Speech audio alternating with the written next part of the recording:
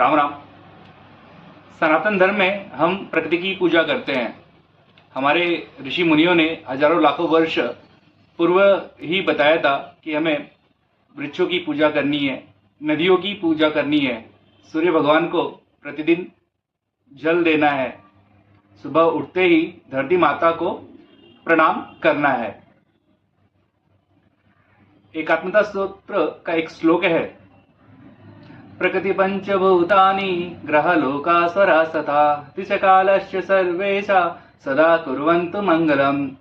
इस श्लोक में जो आया हुआ है कि प्रकृति पंचभूतानि, प्रकृति संसार अर्थात मानव शरीर जो है वह 5 तत्वों से बना हुआ है, वायु, जल, अग्नि, पृथ्वी और आकाश। तो आज हम जानेंगे जो इन तत्वों की हम पूजा करते हैं उसके वैज्ञानिक कारण क्या है। पहला, वायु। हमारे ऋषि मुनि ने कहा है कि हमें वृक्षों की पूजा करनी है, वृक्षों में भी पीपल की पूजा रोज करनी है, क्योंकि पीपल जो है 24 घंटे ऑक्सीजन देता है।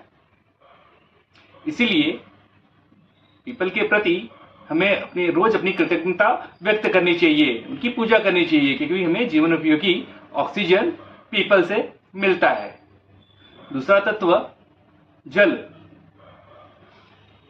हमारे धर्म में, सनातन धर्म में नदियों को माँ का दर्जा दिया जाता है, जैसे गंगा मैया, यमुना माँ, नर्मदा माँ, क्योंकि जैसे हमारी माँ जितनी पवित्र है, निर्मल है, वैसे ही इन नदियों को भी हमें पवित्र और निर्मल बनाए रखना है।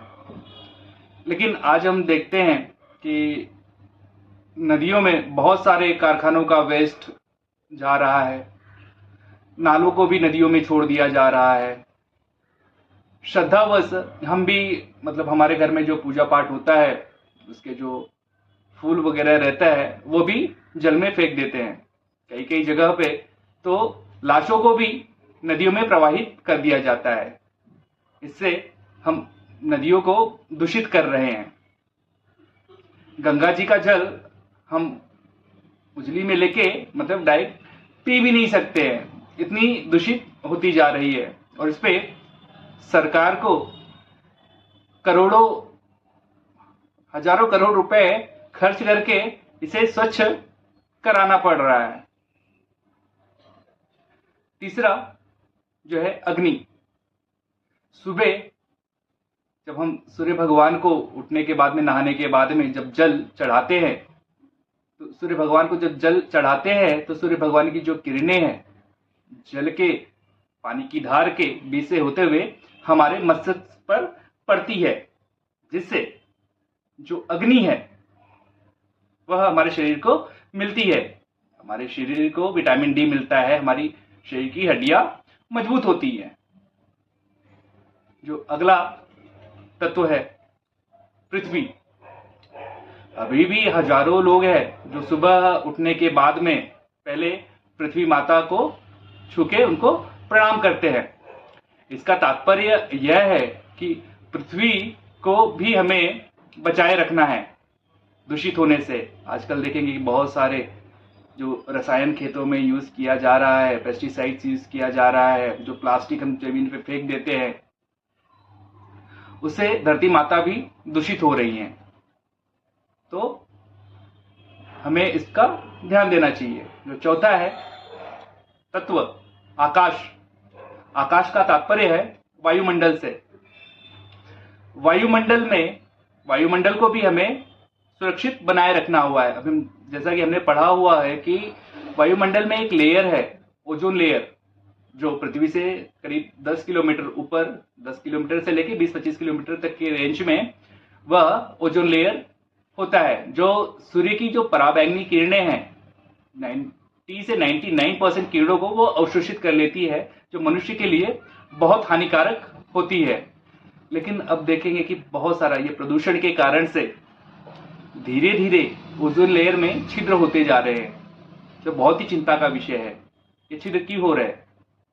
हमारे घर में जो एसी कूलर्स वगैरह होता है उससे भी जो गैस निकलती है, सीएफसी जो गैस रहती है, उससे क्या होता है कि वो छिद्र हालांकि इसका जो परसेंटेज है वो कम है, ज्यादा करके जो परसेंटेज है बहुत सारे देश जो मिसाइल का जो ये करते हैं, टेस्ट करते हैं, मिसाइल की जो टेस्टिंग करते हैं, उससे वो ज्यादा हानिकारक है, ओजोन लेयर में उससे छिद्र होते जा रहे हैं। और दूसरा जो हमने क्लाउड बस्टिंग भी सुना होगा कि मतलब ज्यादा करके उत्तर भारत में केदारनाथ बद्रीनाथ के यहाँ पे क्लाउड बस्टिंग हो रहा है। यह भी वातावरण दूषित होने के कारण से हो रहा है। तो हमें इन जो 5 तत्व है इनका संरक्षण करना है। हमारे ऋषि मुनियों का जो कहना था कि पूजा करनी है मतलब हमें इनका संरक्षण करना है, इनका विशेष ख्याल करना है।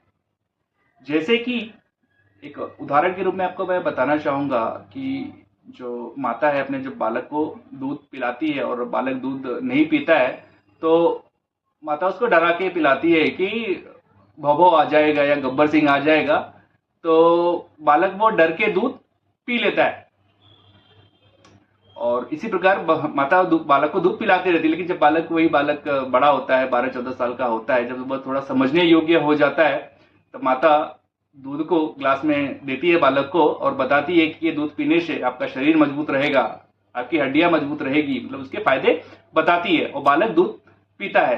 तो इसी प्रकार हमारे ऋषि मुनियों ने भी किया था। उस समय हो सकता है हमारी जो बौद्धिक स्थिति वह नहीं थी कि हम उनके ज्ञान को समझ पाए, इसीलिए उन्होंने जस्ट इतना ही कहा कि हमें वृक्षों की पूजा करनी है, नदियों की पूजा करनी है, सूर्य भगवान को जल चढ़ाना है, और वह हम करते आ रहे हैं। आज हमें उसका वैज्ञानिक कारण समझ में आ रहा है। धन्यवाद। जय श्री